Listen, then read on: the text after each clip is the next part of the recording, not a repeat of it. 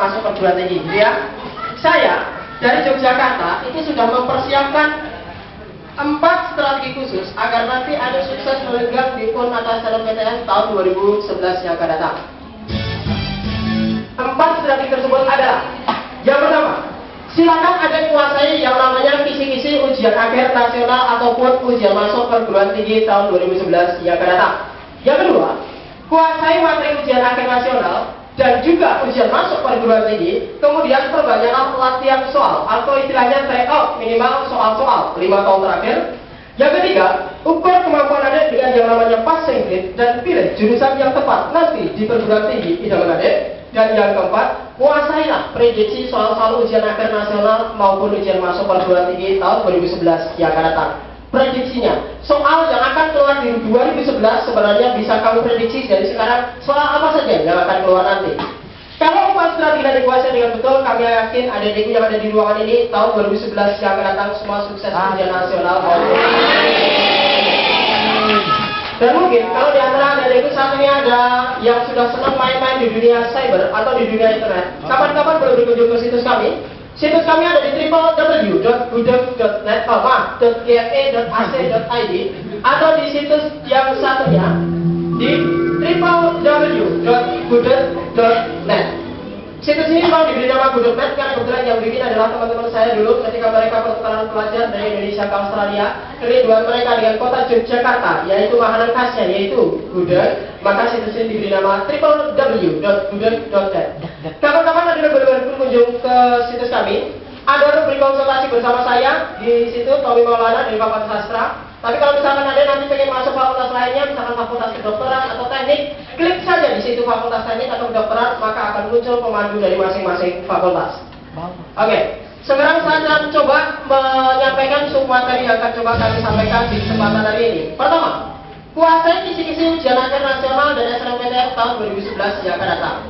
Apa itu kisi-kisi PUN dan SNMPTN? Kisi-kisi PUN dan SNMPTN itu adalah distribusi materi yang keluar di soal ujian nasional maupun SNMPTN yang dibuat oleh Departemen Pendidikan Nasional atau Komisi Rektor PTN se-Indonesia. Kisi-kisinya bisa kapan-kapan akses di internet kita, atau saya kasih gambaran contoh seperti ini. Misalkan ada ketemu dengan materi bahasa Indonesia, materi tata kalimat tahun 2008 yang lalu itu keluar 10 soal, 2009 turun menjadi 9 soal, tahun 2010 berbanding menjadi 12 soal, maka tahun 2011 yang akan datang maka hanya akan keluar sebanyak 8 soal. Ada yang menguasai. Kenapa? Biar nanti ada belajarnya tidak sia-sia. Ada udah belajar banyak-banyak, jatuhnya yang keluar hanya 8 soal. Ada yang menguasai ini. Yang lainnya misalkan bahasa Inggris maupun matematika juga sama. Kalau ada sudah tahu di sini, kemudian kuasailah yang kedua. Kuasai materi ujian akhir nasional, SNMPTN maupun berbanyak latihan soal atau istilahnya tryout. Ujian nasional saya yakin kamu sudah tahu semua materinya ya. Kalau kelompok IPA wajib ketemu dengan matematika, bahasa Inggris, bahasa Indonesia, kimia, fisika dan biologi. Ya. Kemudian kelompok IPS wajib ketemu matematika, bahasa Inggris, bahasa Indonesia, geografi, ekonomi dan sosiologi. Sedangkan kelompok bahasa, di sini nggak ada kelompok bahasa ya. Kelompok bahasa maupun kelompok SMK wajib bertemu dengan matematika, bahasa Inggris, bahasa Indonesia dan sesuai jurusan pilihan masing-masing. Kalau ada sudah tahu materi pun, Anda juga harus menguasai materi masuk perguruan tinggi bagi yang ingin melanjutkan ke jenjang yang lebih tinggi. Materi masuk perguruan tinggi, siapapun adik, entah dari kelas IPA, IPS sama, tidak ada perbedaan, wajib ketemu dengan 3 materi di hari pertama yang tidak bisa diganggu-gugat, yaitu bahasa Indonesia, bahasa Inggris, dan matematika dasar. Jumlah masing-masing soalnya hanya 25 soal, nggak banyak. Jumlah keseluruhan berarti ada 75 soal. Waktu pengerjaannya juga hanya 150 menit. Sehingga apa? Kalau dihitung-hitung, satu soal ada hanya punya kesempatan maksimal 2 menit. Dari ada bikin coretan, pindah ke lembar jawaban, bikin bulutan hitam-hitam, kalau salah dihapus, bikin lagi pindah ke lembar jawaban. Waktunya tidak lebih dari 2 menit. Kalau sudah tahu, makanya saya sarankan mulai dari detik ini, silakan ada yang sudah mulai dengan yang namanya latihan soal. Sering-sering latihan soal atau disebut dengan try out. Kalau sudah try out, Kemudian coba kamu hitung skornya. Skornya kamu hitung menggunakan hitungan yang paling sulit, yaitu masuk perguruan tinggi. Saya yakin kamu juga mungkin sudah banyak yang tahu. Kalau kamu nanti ujian masuk perguruan tinggi, itu kalau kamu mengerjakan soal, itu hitungannya seperti ini.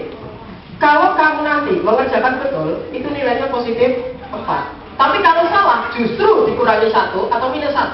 Dan kalau tidak dikerjakan nilainya 0. Jadi bisa jadi nanti kamu SNMPTN nilainya minus 75 kalau salah semua. Tombol kamu malah, ya kan? Tapi jangan takut. Saat kasih alternatif cara mengerjakan soal SNMPTN kalau yang ingin masuk ataupun gede.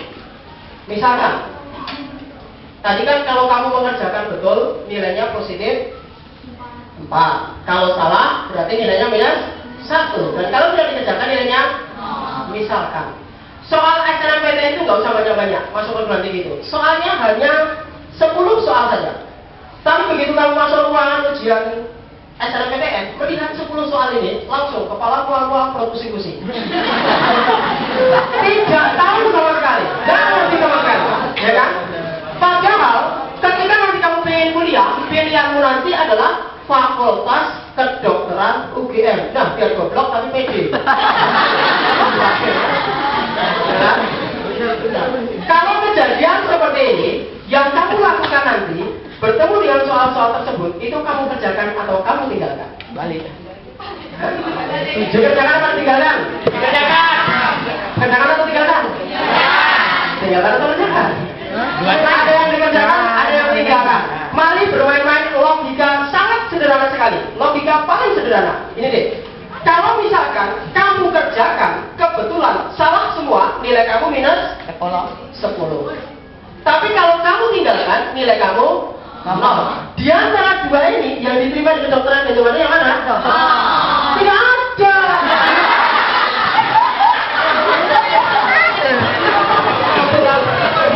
Ini nggak ada yang diterima ini. Oh, goblok semua, ya kan? Sehingga apa? Kalau memang nanti kamu terpaksanya tidak tahu sama sekali, saya lebih baik menyarankan kamu kerjakan.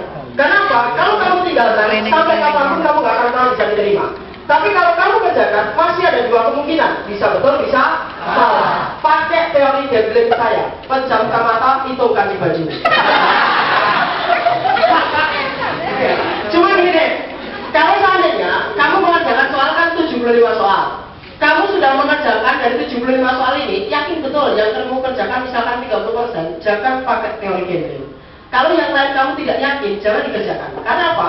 Kalau kamu kerjakan tapi kamu ragu-ragu dan nanti salah, justru akan mengurangi nilai yang sudah kamu dapatkan. Tapi misalkan kamu 75 soal hanya yakin betul yang kamu kerjakan 20% saja, pilihanmu juga Fakultas Kedokteran, pakai rumus gambling saya. Karena apa? 20% kedokteran di seluruh Indonesia nggak akan pernah mau menerima kamu. Itu gambarannya.